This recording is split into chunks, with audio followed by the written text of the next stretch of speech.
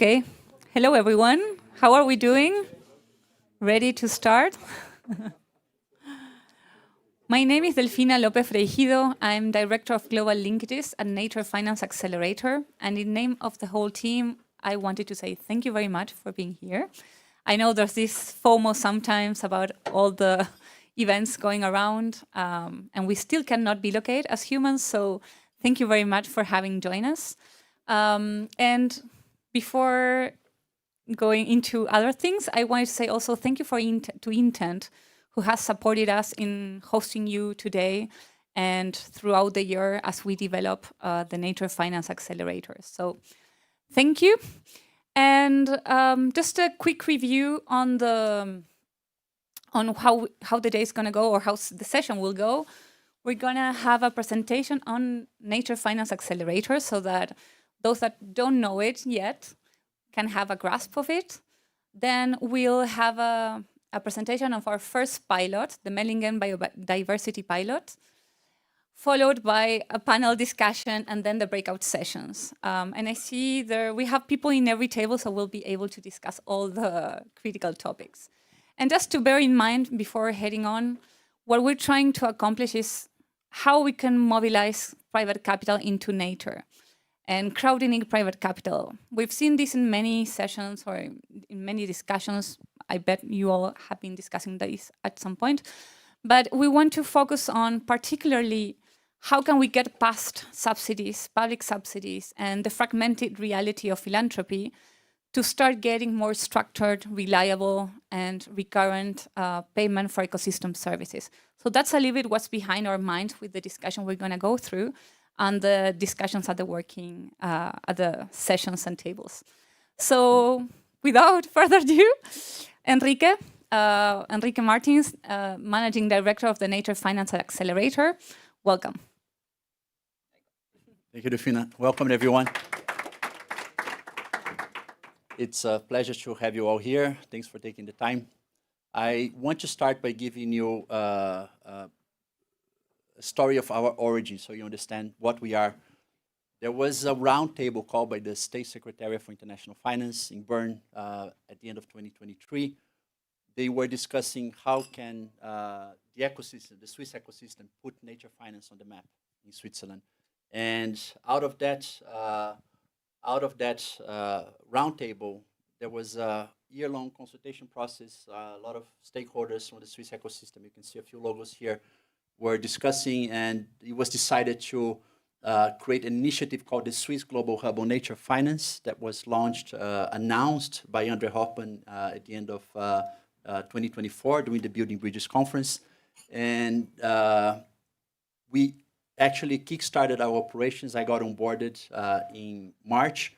Throughout this time, we worked on what is our mandate, what is our mission, vision, institutional identity, strategy.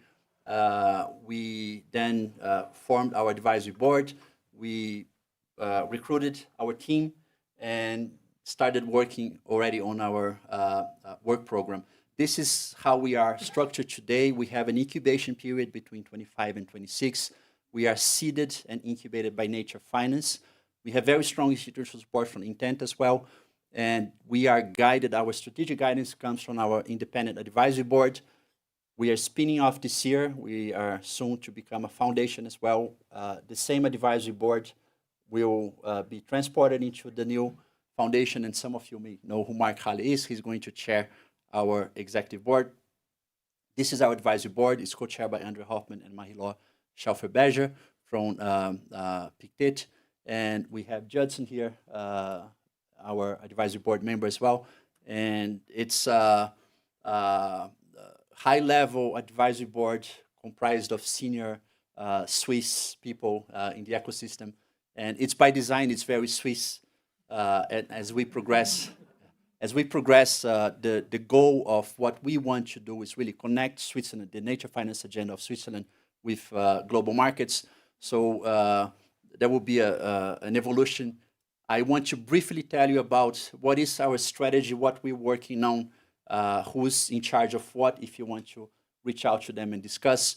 But today is about the Mellingen Biodiversity Corridor. It's it's the first pilot project that we're working on together with Matthias Betcher, the Managing Director of Pro Natura Argau. Our first pillar is focused on Switzerland. We are working on bringing innovative financial structuring and technology to conservation, nature conservation, restoration, and regenerative agriculture. You will hear about the first pilot project, and we are already discussing about replicating this project into different cantons in Switzerland. We have, and this is led by Mauricio Benitez, if you want to talk to him after. We have a nature tech pillar as well, led by Nico, who is at the door controlling the entrance. Within the nature tech pillar, we have launched recently a Swiss, still not publicly launched, but we have kickstarted already the works with Swiss MRV task force led by Fred from Open Forest Protocol, and a few other startups that are working on environmental DNA, remote sensing, bioacoustics, and we want to develop a tailor-made Swiss nature measurement that we can use and we can replicate into different conservation projects. Nico is leading a year-long mapping exercise of the Swiss nature tech ecosystem, so that goes technologies, startups, investors, incubators and accelerators, government programs, academia, and we're trying to develop as well a taxonomy. Once we have the entire map, we're going to try to make sense of what is a Swiss tailored taxonomy for nature tech. If you ask, if I ask anyone in this room what nature tech is, you're going to give me a different definition. And then lastly, Delfina is in charge of our global linkages pillar, which is how we connect Switzerland to global markets. We're pretty much trying to operationalize target 20 of the global biodiversity framework. How do we promote scientific technology transfer from Switzerland to the global south markets? And for that, we have very early stage discussions, some more advanced than others, with multilateral development banks in different regions to structure this collaboration. And the knowledge for this is coming from us understanding very well the landscape of the nature tech ecosystem in Switzerland, of the conservation ecosystem in Switzerland, to understand how we can connect innovative solutions, technologies with global markets. And also, there are technologies coming from Kenya, from Brazil, from India, that we can also help to bring to Switzerland. So that's what we are. And the last thing, what we want, why are we doing all of this? We want to influence market practice. We want to inform policy, not influence policy, inform policy, hoping that policy and regulation will come so that nature is embedded into our financial architecture and business architecture. We want to shift the narrative. We want to focus on a more opportunity-focused value creation narrative about nature. It's not about cost, compliance, and reporting only. And it's about ecosystem building as well. It's about working with several different organizations from the ecosystem and building things. And with that, I want to invite Matthias Betcher to present the Mellingen Biodiversity Corridor. It's a very interesting project that we've been developing for a while. And welcome, Matthias. Thank you very much. So, hello, everybody. This is one? Okay, here we go. So, I will present the pilot project. First of all, I will be starting by setting the scene, explaining some of the challenges that we're facing here in Switzerland and how this pilot can address these. And then I'll dive into the details.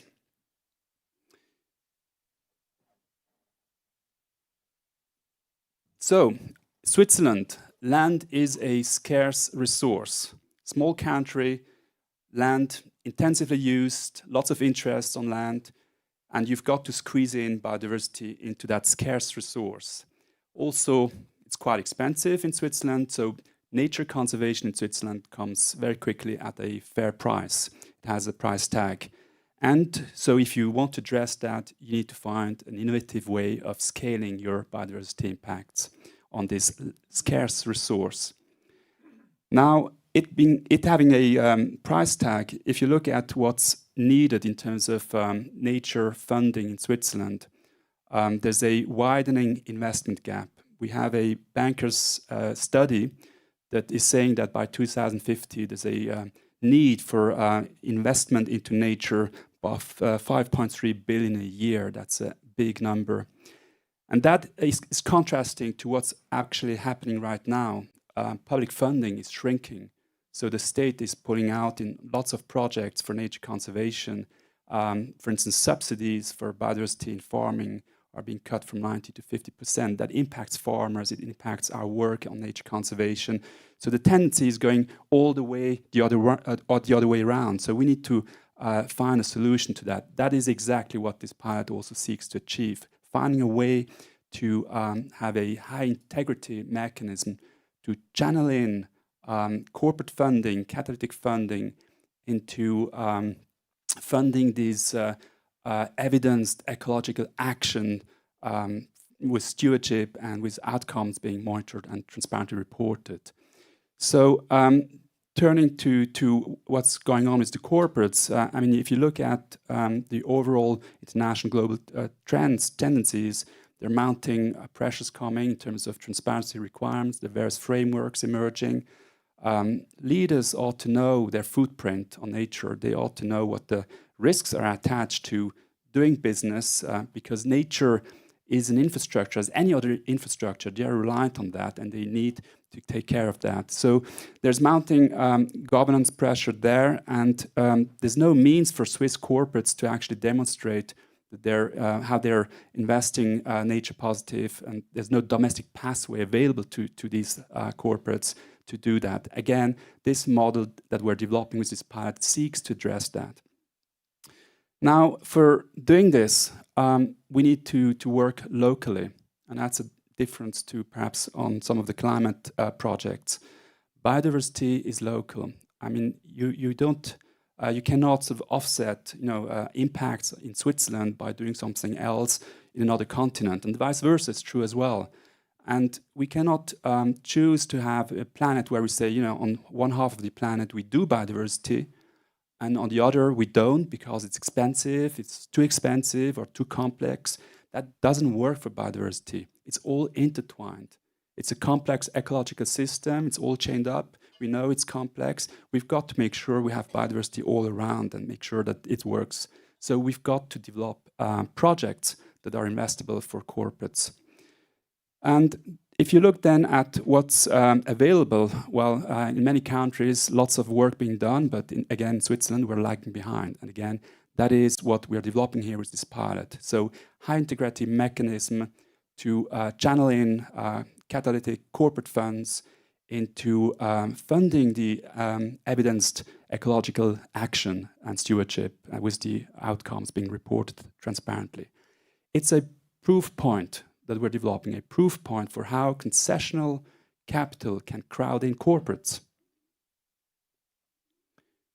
Now, we are starting off this pilot, kicking it off in the Canton Aargau, in the part of the region called Canton Aargau. And that is simply because it's a very good proxy for what's going on in Switzerland in terms of the high intense use of land, the pressure on land, the pressure on farmland, the intense use of farmland, biodiversity in decline, and how you have to find a solution that is scalable in this context. It's a very good proxy. If you find solutions there, you can replicate that throughout in Switzerland. Then if you look at the actual landscapes, this region is very water heavy, lots of water, 40% of the Swiss water flowing through that region. And think about it, Switzerland is the water castle of Europe. We hold very significant amounts of drinking water reservoirs capabilities for the whole of Europe in terms of feeding rivers and so on and so forth. So this is a crucial infrastructure.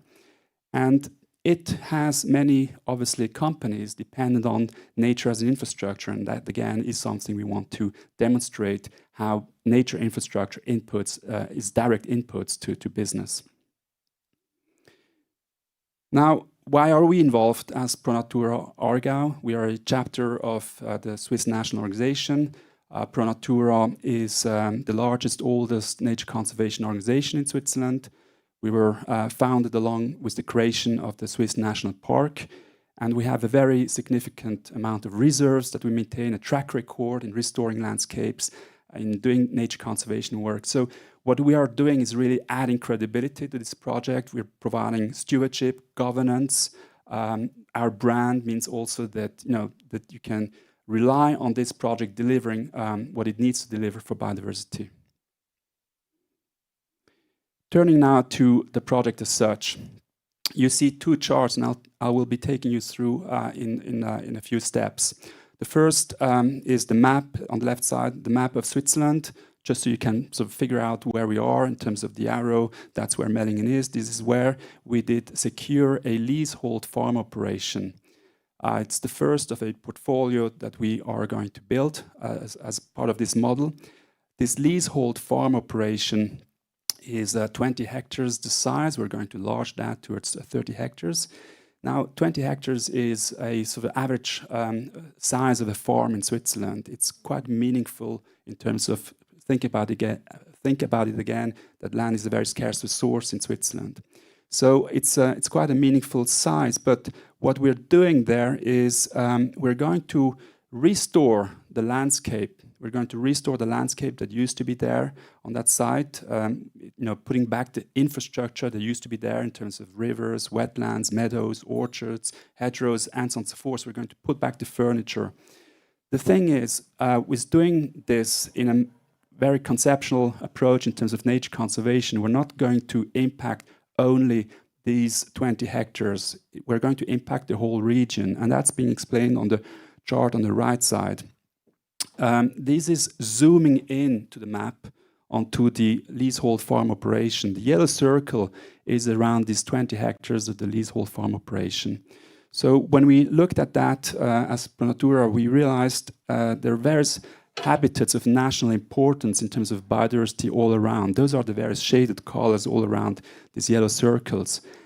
And by restoring these landscapes in a very specific manner in terms of nature conservation concepts, we are able to link all these various national habitats together. And this is a very important thing for biodiversity, because if you have hotspots of biodiversity, which we have here, but they're like islands in an ocean, they are going to have biodiversity declining over time. And we forget this sometimes as human beings, but animals need to wander around. They need to connect. Otherwise, their genetics will flow away. They need places to chase, places to sleep, winter places, summer places, and so forth. So you've got to connect things. So the model that we're applying here is building corridors, because the way we're restoring it, we're going to impact not just the 20 hectares, we're going to impact the whole region. That's why we call this model a corridor building model. It builds a corridor. It's like a leveraged product. And the second thing in this model is that we are integrating nature conservation concepts into farming. So we're not restoring the landscape and then locking it away as a protected area, as a reserve, but instead we're actually restoring the landscape, and we're doing this together with the farmer on the ground. And then we're going to integrate this nature conservation concept into the farming operation. So the farmer, it's actually a female farmer here. She's going to maintain these landscapes. She's going to produce food products all along with supporting the nature conservation concept. So we're integrating nature conservation into farming.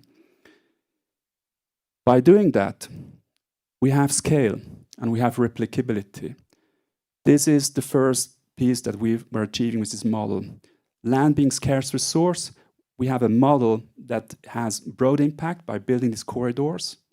And by integrating nature conservation into these farming operations, we're able to have a very broad impact in the farmland. That's exactly where we need to change things as well for biodiversity in Switzerland.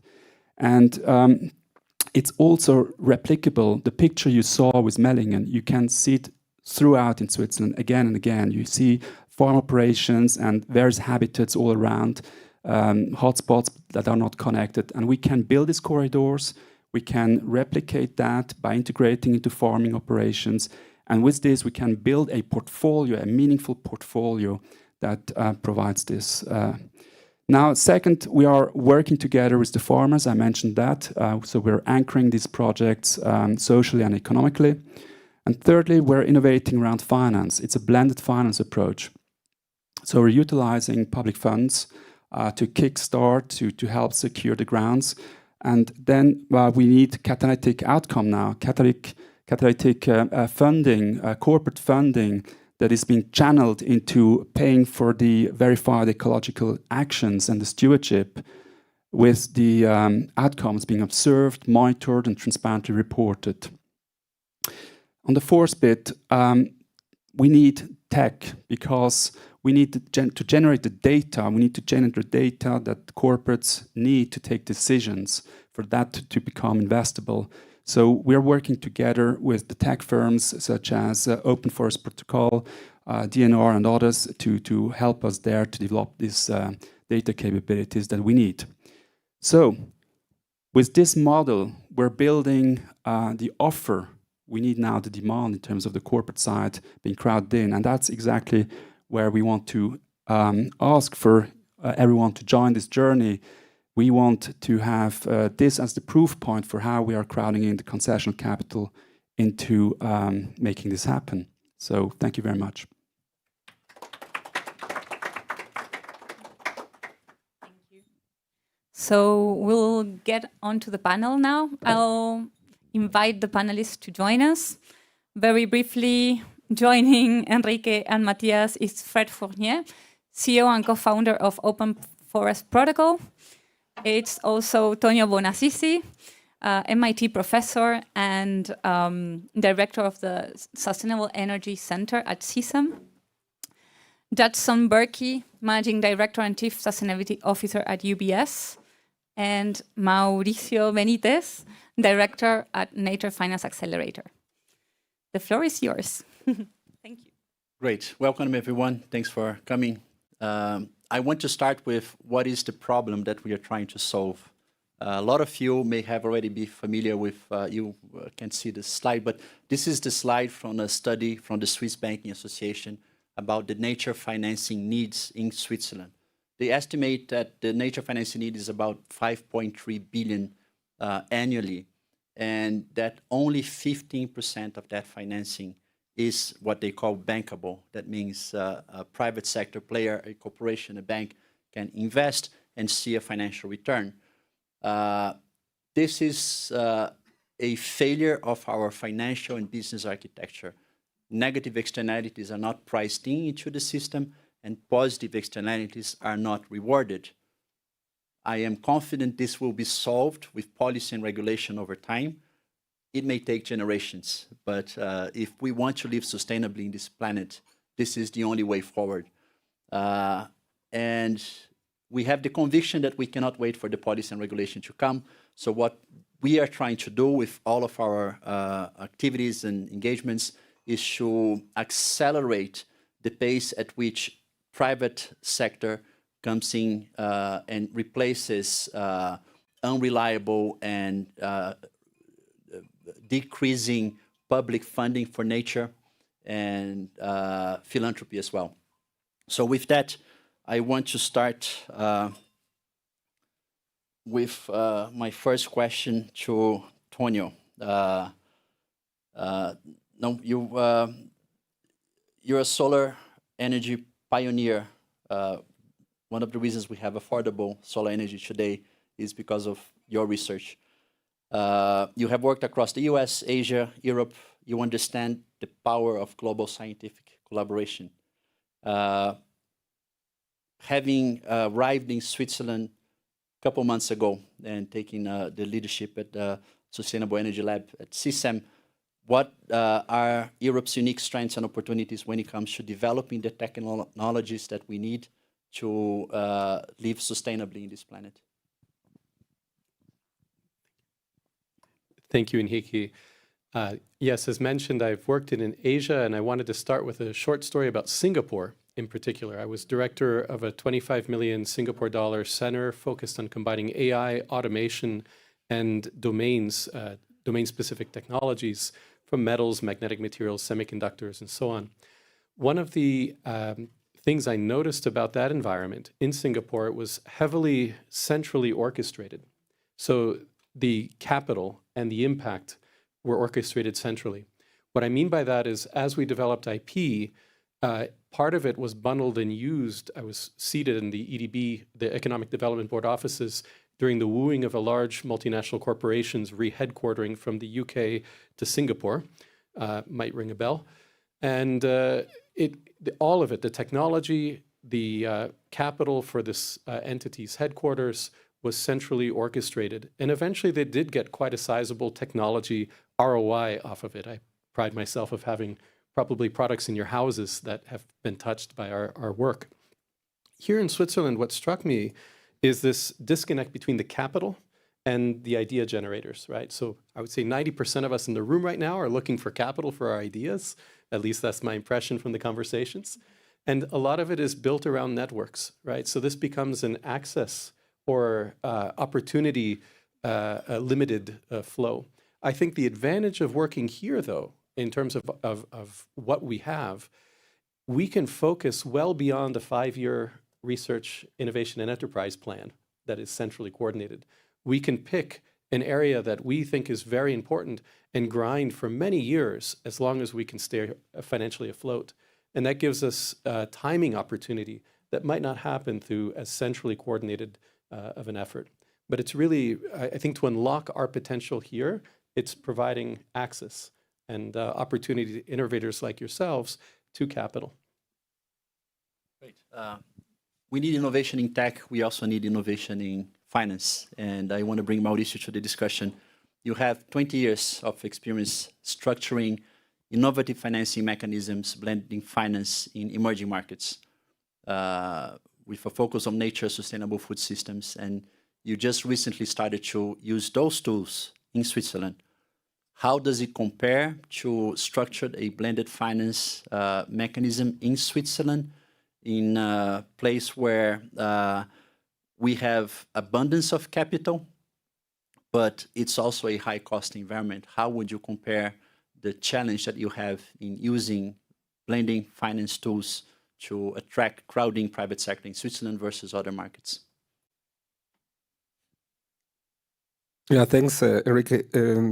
Indeed, so my experience is primarily in emerging markets. So it's 2 billion of those investments globally, and structuring transactions in emerging markets, particularly for nature or regenerative agriculture, is challenging, but yes, has a completely different scheme. So capital is scarce, risks are high. If you translate to Switzerland, it's the opposite. Here's plenty of capital. So what we realize is that it's more developing a fit-for-purpose instrument that allows you to reach that. And going a bit also, or narrowing into nature-based solutions or nature finance, regenerative agriculture. In other countries, yeah, you build certain projects on the assumption that land is cheap and labor is cheap. So blended finance, what it does is absorbs the risks like credit, FX, political risk to crowd in or leverage private capital. Here also in Switzerland is as Matthias explained, is the opposite. Land is scarce, is very expensive, and the another factor is politically contentious. I mean, everywhere in the world, but particularly here in Switzerland. So the one aspect to consider as well when we are developing this is that you are trying to finance aspects that happen only in your place, so they are local, non-fungible. So you are developing something here to related to those costs. The other thing is that you have to consider that corporates or private players will eventually have to disclose the risks, disclose their impacts on nature, and they need also things here. So that's the second aspect. And the third is, as you mentioned as well, is that also to run these projects are extremely expensive. Restoration, renovation, labor intensive. Labor is very expensive. So in that sense, is how we're developing is we are issuing outcome sponsorship units. These also they are non-tradable, non-offset, so that's very clear. That's very important from the beginning. But what they do is they finance, or they are contribution-based instruments that finance outcomes, nature outcomes, and these are soil health, water retention. What Matthias presented is very valuable to local players. What is important and what delivers to this project is one, it's that there creates units that can be replicable later, or credible units that can be scaled up to other corridors, other farms. So we have the ambition to do 250 hectares. So imagine these farms connecting, like Matthias explained. So it's not only a node, but it's a web. So you create units that are credible to issue these, like a Swiss nature investment facility. So it's not tradable, but it's scalable. And finally, it really accounts for the true cost of stewardship in Switzerland. To your question, so there you can really integrate the costs of doing nature finance here. And by issuing locally, you can deal with the corporates locally. So that's how we are structuring. And the risking factor here, the blended finance, comes not from the risking, actually, the risk. The risk is ProNatura and the public money have financed already the land acquisition, which is very strategic, expensive, and difficult. Finding farmland that can be used for conservation. A quick follow-up question. Protecting a bee, pollinators in Switzerland probably cost 100 times more than protecting pollinators in Indonesia, in Malaysia, in Brazil. How do you convince an investor who wants to buy, I want to specifically conserve biodiversity, bring pollinators back. How do you convince them to do this in Switzerland and not somewhere else where it's much cheaper for the same outcome? Coming back to what these outcomes are, and the important thing about differentiating other types of markets, if you can call them. Carbon, for example, is the same everywhere. There are different prices, of course, but here it's very important to see that nature is local and non-fungible. So it's here, what is happening here. And corporates operating in this country, they have, in many cases, impact in this country. For example, in Canton Aargau, you have breweries, you have big food corporations, and that they source locally, but also they have their impact locally. So you have to reflect also the price, because labor, for example, they employ people in this country, which is highly specialized. So it's all about being local and non-fungible, and again, not tradable for the moment. Again, and they're not credits; they're just paying for ecosystem services happening here. Great. Let me link now to the corporate world. I want to bring Judson. We have, in Switzerland, for example, if you have a mortgage for an energy-efficient house, you can get lower interest rates from a bank, right? We have new regulations coming from FEMA to assess nature-related risks.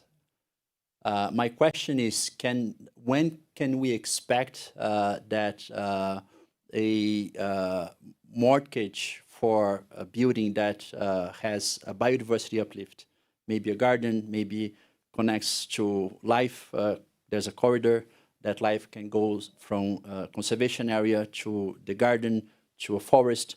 When can we expect that financial institutions will also price in biodiversity uplift? You get a lower interest rates, and on the other side, for nature negative mortgages, are you going to price also that risk up? Because this is the solution, right? We need to price in externalities into the system. This is the only way we can pull in more resources for nature positive alternatives and less for negative? Tough question, but... Yeah, look, I feared I was being a little bit set up to be the one who has all the money here and was going to invest in everything. So thanks for giving me the easy questions.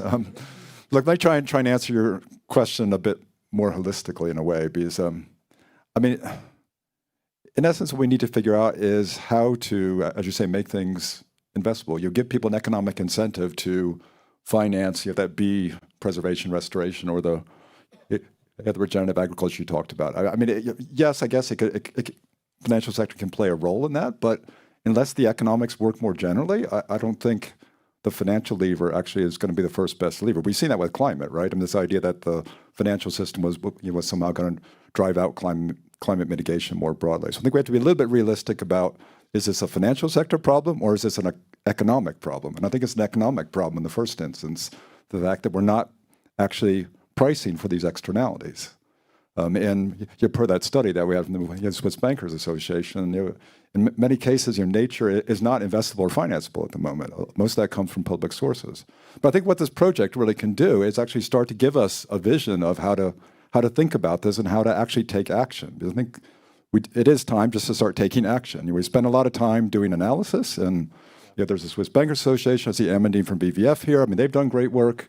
We built frameworks. I've been part of the TNFD, and we've been happy to contribute to that as UBS. But at some point, look, we have to move from what I would call admiring the problem to actually doing something about it. And to me, what's great about this project, and here I'm speaking not just from UBS, but also as an advisory board member for the NFA, is it really is, I think, tapping into what's great about Switzerland, which is things can be done quite quickly, bottoms up, and quite collaboratively. And if you pull together the private sector, the public sector, the civil society sector, you really can come up with quite interesting models quite quickly, and then provide that vision of what needs to happen. Because I think there was a good point made. Look, I mean, Switzerland is a little bit behind, right? Other countries have come up with these models.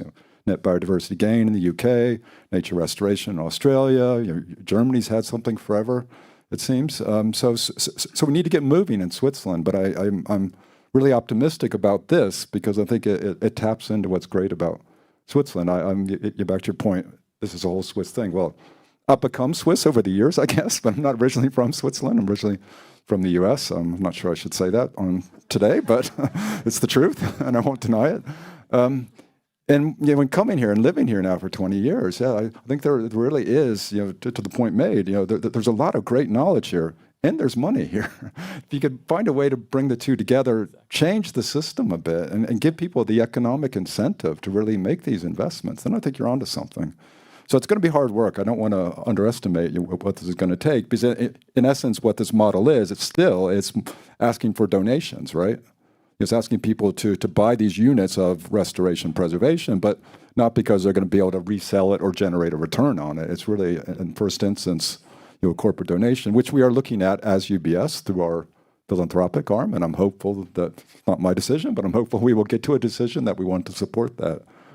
But I think still, this project really is a great first start for Switzerland, and it's got the right players involved. We're tapped in with the government as well through the advisory board. So I'm skirting around your question a bit, but I guess what I want to get across is look, it's not about just a bank changing pricing terms on a loan. I mean, I guess we could do that today, but I don't think that really gets to the real underlying issue, which is we're just not pricing these externalities, and we need to think about what is the value of natural capital. What is it doing for us, and why is it necessary to preserve it? All the things that Matthias outlined. Thank you, Justin. Very interesting perspective. And connecting to Fred now, the data provider.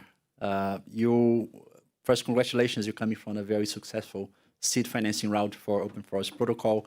And you guys are pivoting. You've been around for a while, focused on the carbon markets, and you're now pivoting, looking at the nature markets. Why this transition now, and what do we have to do differently to solve the integrity issue of the carbon markets?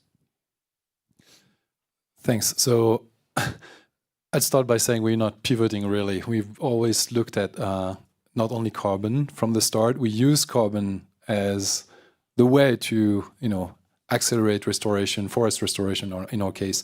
But I think if we look for a second of we look at what we need to do from a startup perspective, data providers perspective, I think there are a couple of things. I think the first thing is that we need to be able to provide data to whoever needs it, the corporate world, the financial world, and we need to provide data that can be trusted, and that's extremely important. So that's kind of the first layer.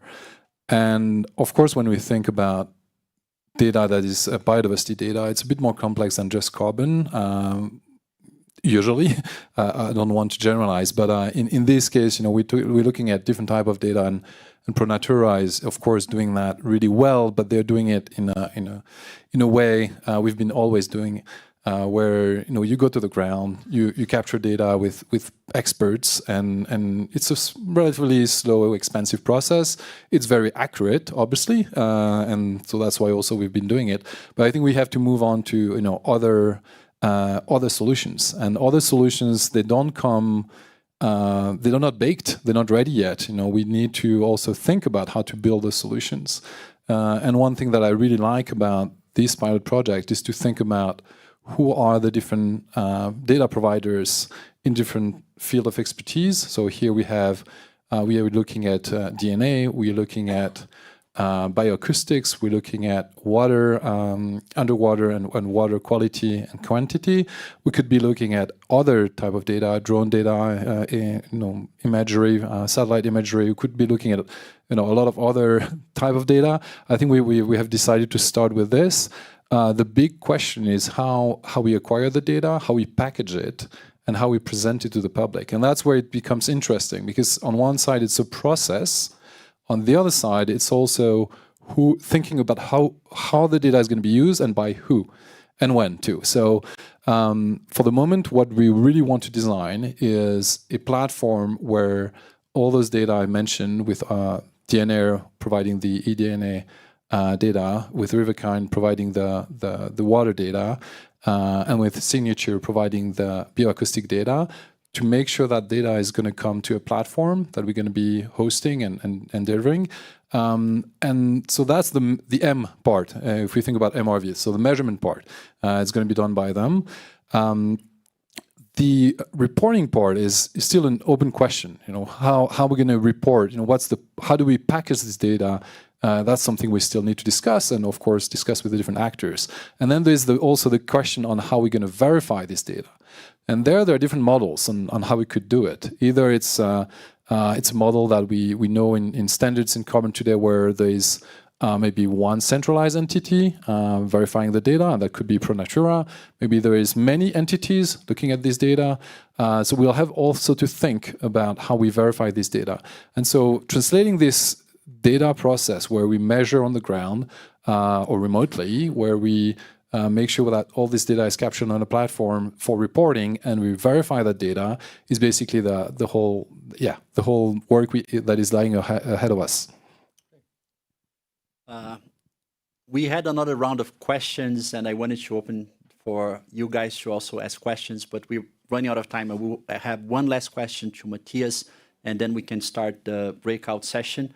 We would love to hear your advice. This is work in progress, so please give your suggestions, your constructive criticism as well. And if you want to engage, we are open to collaborating with different ecosystem actors and learn from you as well. So my last question to Matthias. We met a couple of years ago, and in that conversation, you were already asking questions. And I noticed you were trying to get out of your conservationist philanthropic cocoon and try to do things differently. My question to you is, why do we need to do things differently in conservation? Well, thanks for the question. And one answer is we have to. I mean, with public funding shrinking, and also from the funding from foundations, everyone now sort of going to those foundations. Land isn't the only resource that is getting scarce there, it's also then the money. So on a positive note, we have to innovate. And innovation is opportunities, is a chance.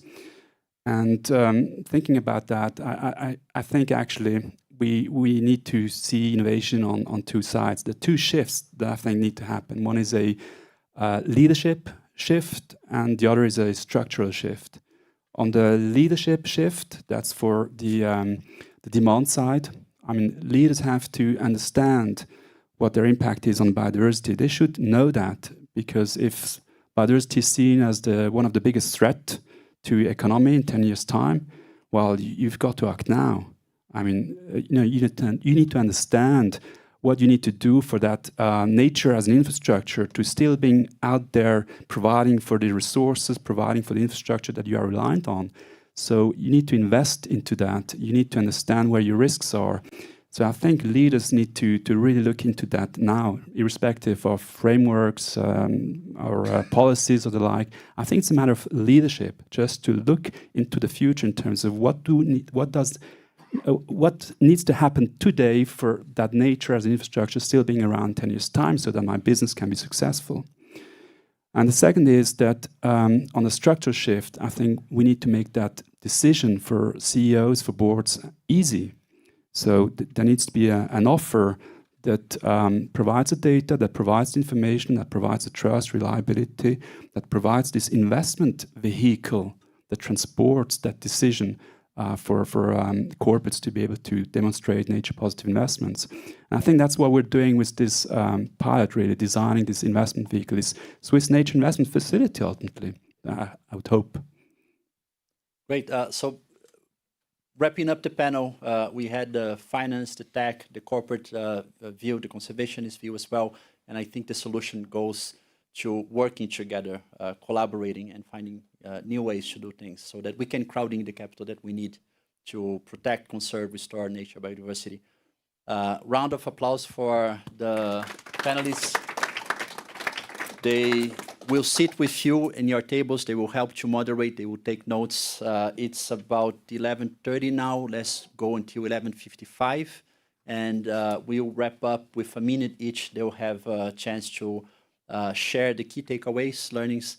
And please keep in touch. Also, you have further suggestions, comments. If you want to engage with us, connect and send your comments, suggestions, and let's continue this conversation. Thank you very much.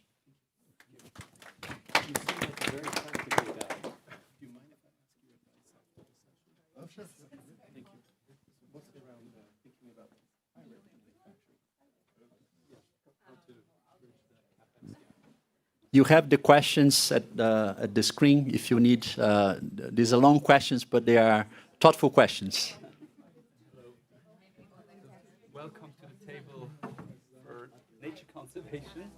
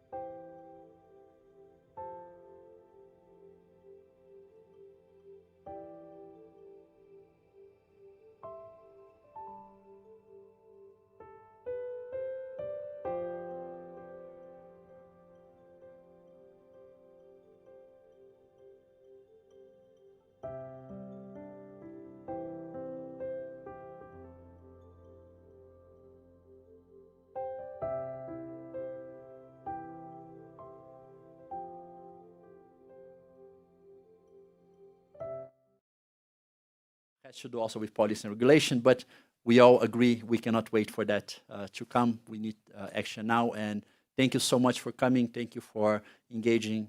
Thank you for sharing your ideas, and please connect with us. Let's continue to engage and discuss. Thank you so much for coming.